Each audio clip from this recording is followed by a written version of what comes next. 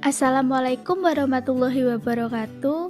Kami dari kelompok 1 yang beranggotakan Imro'atul Latifah Alawiyah NIM 2002021100027, Muhammad Fandi Abdillah NIM 2002021100034, dan Dewi Romadhoni Putri NIM 2002021100037 akan mempresentasikan tentang asas-asas hukum administrasi negara.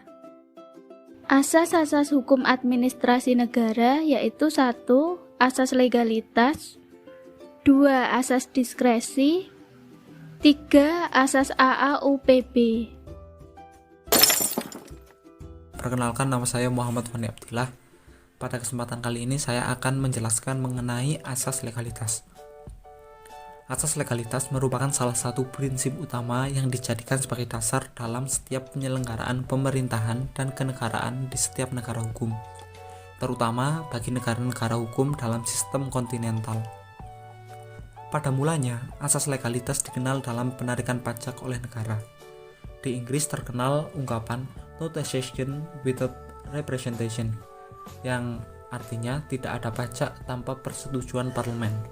Atau di Amerika ada ungkapan "taxation without representation is robbery", yang memiliki arti pajak tanpa persetujuan parlemen adalah perampokan. Hal ini berarti penarikan pajak hanya boleh dilakukan setelah adanya undang-undang yang mengatur pemungutan dan penentuan pajak. Asas ini dinamakan juga dengan kekuasaan undang-undang. Istilah asas legalitas juga dikenal dalam hukum pidana, yakni nullum delictum sine praevia lege poenali, yang berarti tidak ada hukuman tanpa undang-undang, dan dikenal pula dalam hukum Islam yang bertumpu pada ayat makana mu'adzibina hatta nab'atsa rasula, yang berarti kami tidak menjatuhkan siksa sebelum kami mengutus seorang rasul. Yang selanjutnya dari ayat ini melahirkan kaidah hukum Islam la hukma li af'al al-uqola'i qabla wurud al-nas, yang berarti tidak ada hukum bagi orang berakal sebelum ada ketentuan nas. Kemudian asas legalitas ini digunakan dalam bidang hukum administrasi negara yang memiliki makna bahwa pemerintah tunduk kepada undang-undang. Atau asas legalitas menentukan bahwa semua ketentuan yang mengikat warga negara harus didasarkan pada undang-undang. Asas legalitas ini merupakan prinsip dasar negara hukum yang sering dirumuskan dengan ungkapan het beginsel van wetmatigheid van bestuur, yakni prinsip keabsahan pemerintah. Secara historis, asas pemerintahan berdasarkan undang-undang itu berasal dari pemikiran hukum abad ke-19 yang berjalan seiring dengan keberadaan negara hukum klasik atau negara hukum liberal, dan dikuasai oleh berkembangnya pemikiran hukum legalistik positivistik, terutama pengaruh aliran hukum legisme yang mengatur hukum hanya apa yang tertulis dalam undang-undang. Di luar undang-undang dianggap tidak ada hukum atau bukan hukum. Oleh karena itu, undang-undang dijadikan sebagai sendi utama penyelenggaraan kenegaraan dan pemerintahan. Dengan kata lain, asas legalitas dalam gagasan negara hukum liberal memiliki kedudukan sentral atau sebagai suatu fundamen dari negara hukum. Lalu secara normatif, prinsip bahwa setiap tindakan pemerintah harus berdasarkan peraturan perundang-undangan atau berdasarkan pada kewenangan ini memang dianut di setiap negara hukum. Namun, dalam praktiknya, penerapan prinsip ini berbeda-beda antara satu negara dengan negara lain. Ada negara yang begitu ketat berpegang pada prinsip ini, namun ada pula negara yang tidak begitu ketat menerapkannya.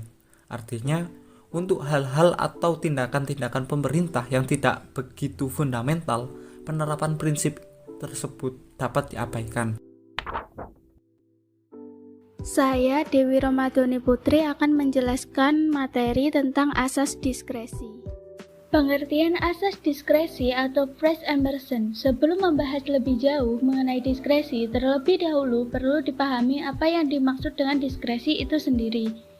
Banyak pakar hukum yang memberikan definisi asas diskresi. Menurut Saud P. Panjaitan, diskresi atau pouvoir discrétionnaire dalam bahasa Prancis ataupun phrase emersen dalam bahasa Jerman merupakan suatu bentuk penyimpangan terhadap asas legalitas. Dalam pengertian Wetmatic Het van Bestur merupakan kecualian dari asas legalitas. Istilah phrase emersen berasal dari bahasa Jerman, yaitu kata phrase diturunkan dari kata frei dan freie, yang artinya bebas, merdeka, tidak terikat, lepas, dan orang bebas. Sedangkan kata emerson mengandung arti mempertimbangkan, menilai, menduga, penilaian, pertimbangan, dan keputusan. Secara etimologis, phrase emerson dapat diartikan sebagai orang yang bebas mempertimbangkan, bebas menilai, bebas menduga, dan bebas mengambil keputusan. Selain itu, istilah phrase emerson ini sepadan dengan kata discretionnaire yang artinya menurut kebijaksanaan dan sebagai kata sifat berarti menurut wewenang atau kekuasaan yang tidak atau tidak seluruhnya terikat pada undang-undang.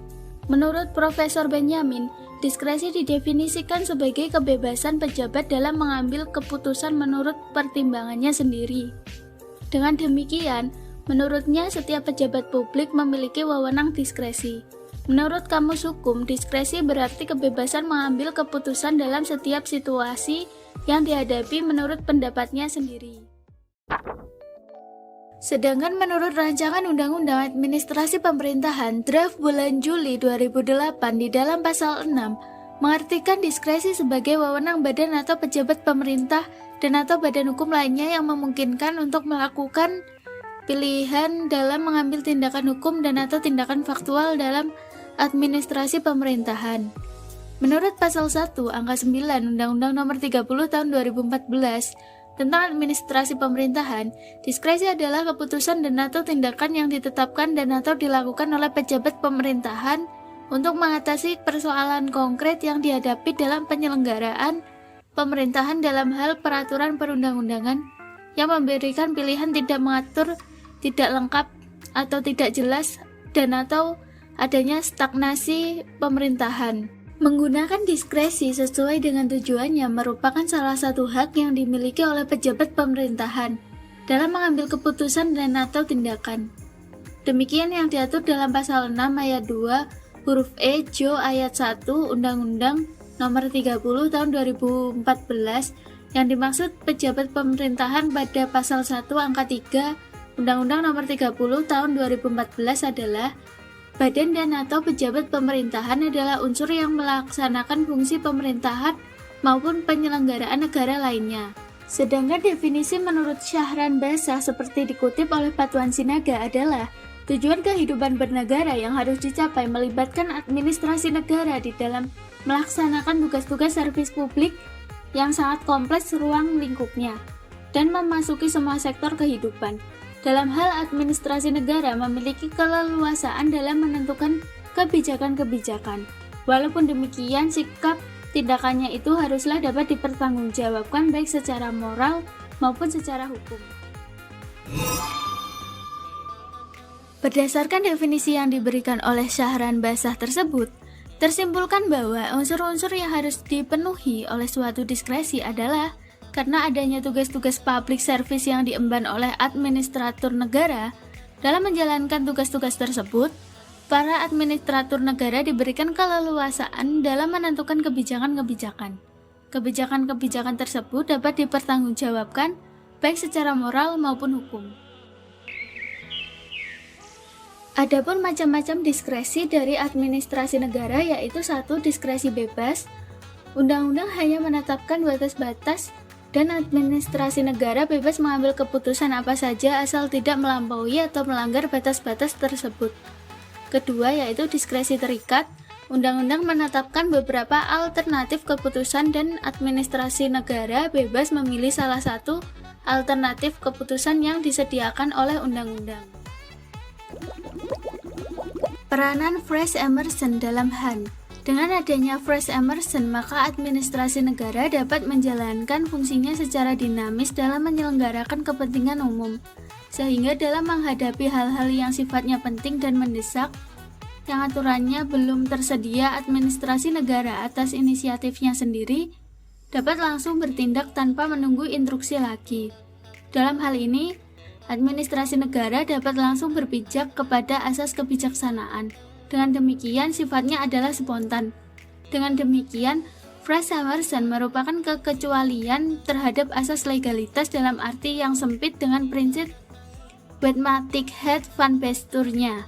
Hal ini bukan berarti dikesampingkannya asas legalitas, karena sikap tindak administrasi negara harus dapat diuji berdasarkan peraturan perundang-undangan lainnya yang lebih tinggi maupun berdasarkan ketentuan hukum yang tidak tertulis.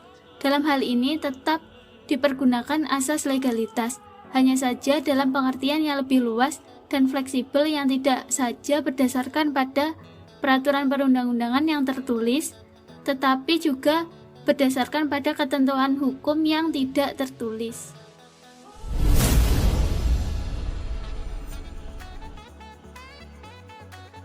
Pembatasan diskresi. Diskresi ibarat dua buah mata pedang yang mempunyai dua akibat yang baik maupun yang buruk jika digunakan.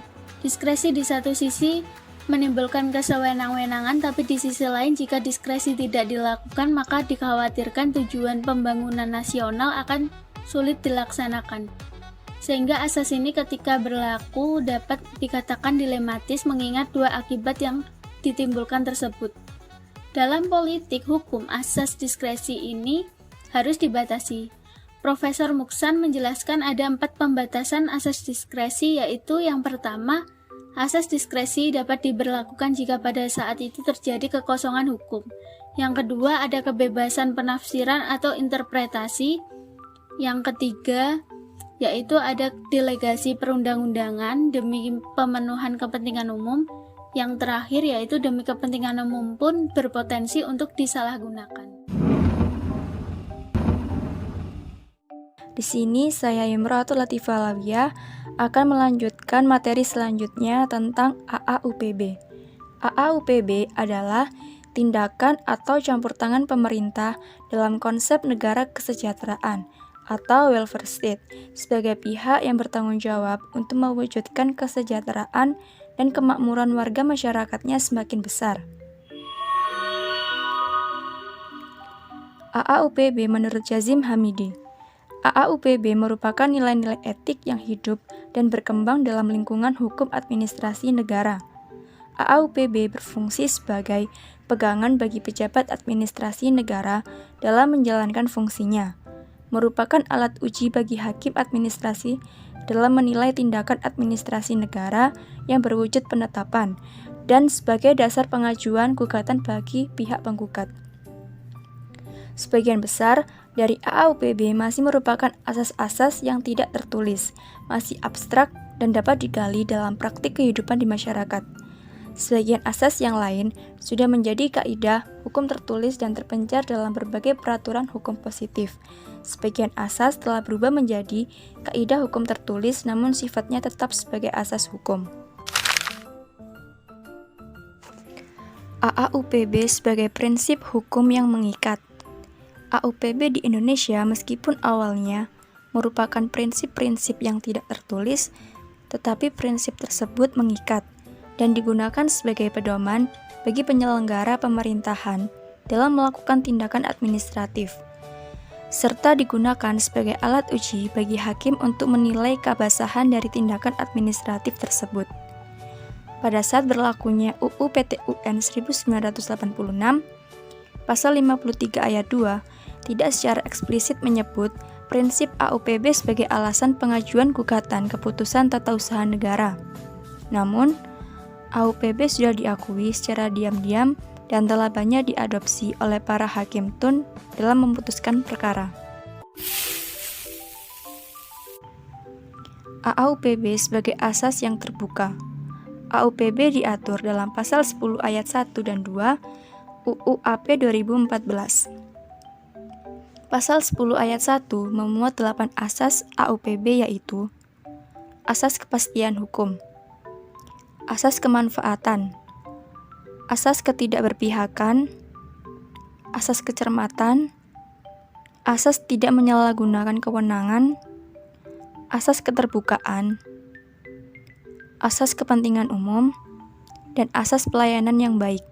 Sedangkan pasal 10 ayat 2 mengisyaratkan bahwa asas-asas lain di luar 8 asas tersebut dapat diakui sebagai AUPB sepanjang diterapkan oleh hakim dalam memutus perkara dan mempunyai kekuatan hukum yang tetap. AAUPB sebagai alat uji keputusan TUN.